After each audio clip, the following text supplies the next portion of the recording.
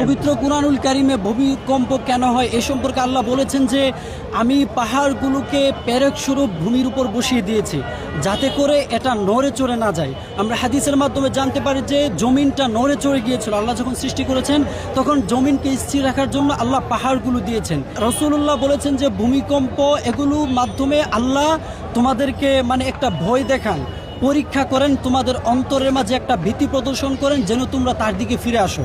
মূলত ভূমিকম্পটা হচ্ছে বান্দাদেরকে একটা আহ্বান যে তোমাদের একজন স্রষ্টা আছেন, এই পৃথিবীটা তার জন্যে ধ্বংস করে দেওয়া কোনো ব্যাপার না। তিনি যদি জমিনকে বলেন যেটা তুমি নড়ে উঠো তাহলে পুরো জমিন নড়ে উঠবে এবং পৃথিবী ধ্বংস হয়ে যাবে। বিআন্না রাব্বাকা আওহালা, পবিত্র কোরআনে আল্লাহ উত্তর দিচ্ছেন যে এটা তার প্রতিপালকের আদেশ। পবিত্র কোরআনুল কারীমে আল্লাহ বলেন যাহারাল ফাসাদু ফিল বাররি ওয়াল বাহরি বিমা কাসাবাত আইদিন নাস লিউযীকাহুম বা'দাল্লাযী আমিলু লাআল্লাহুম ইয়ারজিউন, যে জলে এবং স্থলে যাহারাল ফাসাদ ওয়াল ফিল বাররি ওয়াল বাহরি বিমা কাসাবাত আইদিন নাস, জলে এবং স্থলে যে সকল দুর্ঘটনা ঘটে, দুর্জয় আসে, এগুলো মানুষের হাতের উপার্জন, অর্থাৎ মানুষের পাপের ফলে, মানুষের অন্যায়ের ফলে আল্লাহ পাক রব্বুল আলামিন জমিনে এসব বিপদ আপদ দিয়ে থাকেন যেন লিউযীকাহুম বা'দাল্লাযী আমিলু লাআল্লাহুম ইয়ারজিউন, তারা এসব পাপ কর্য ছেড়ে দিয়ে আমল করে আল্লাহর দিকে ফিরে আসে।